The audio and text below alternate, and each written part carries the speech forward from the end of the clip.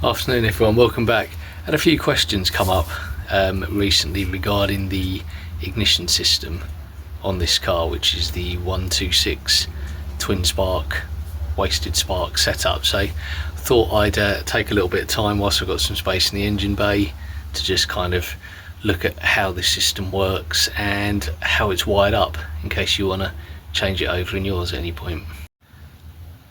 So the first thing that jumps out when you look in this engine bay, but I suppose the second thing that jumps out after the nice stainless exhaust, is the fact that my distributor has no distributor cap, and I look like I'm missing one of the HT leads, and that's because I'm running a semi-distributorless ignition system, which is made up of this coil here. So this is a 126 part, and you'll notice that there are two outputs on the high voltage side and two inputs on the low voltage side. So the way that this thing works is it's a wasted spark system, and basically what that means is that it's triggered as usual by the collapsing of the field caused by the breaker points here. But instead of the distributor having the rotor arm distributing the spark to each of the cylinders in turn every time the coil fires, what this does is it fires both spark plugs at once.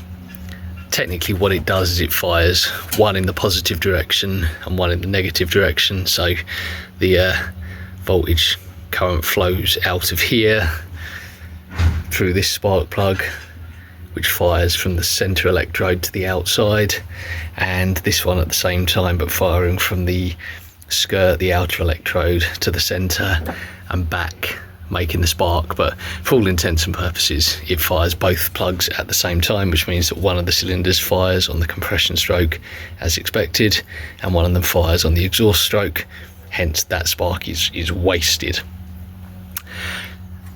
Means that you can get rid of your rotor arm, you can get rid of your king lead, and you can get rid of your distributor cap. So I've just got a blanking plug in there.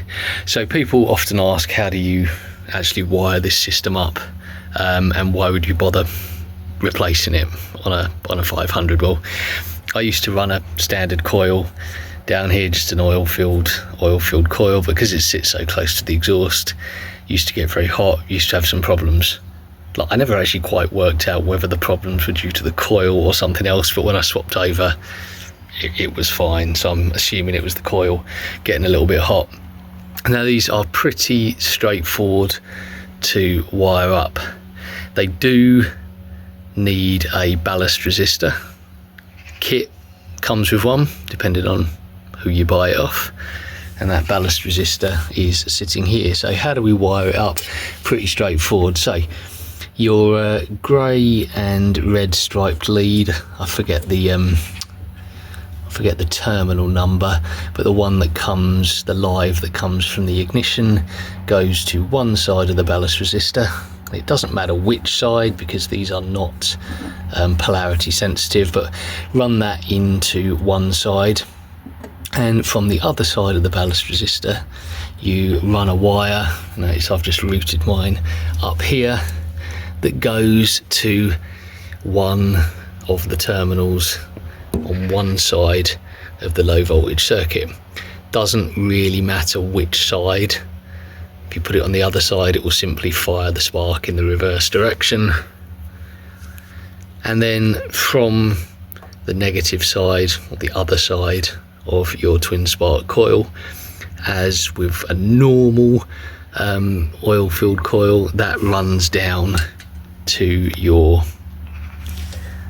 earthing point and your condenser on your distributor there. So ignition live to ballast resistor, other side of ballast resistor to positive side of coil, negative side of coil to distributor. And then all you do is you run your two HT leads to your spark plugs. and that's literally it. You can position this where you want, because it doesn't need separate earth, so it's just bolted up there. I've bolted it up there because it gave a nice run for the spark plug leads. There's no reason why it has to be there. It could be over this side, could be back in the original position, but then you might find that your HT leads are a little bit short. So there you go, that is a wasted spark setup for my 126. It's about 40 quid. Involved running one extra wire and lengthening another wire. So if you want to get hold of one of them and give it a go, that's how you wire it up, and that's useful for someone.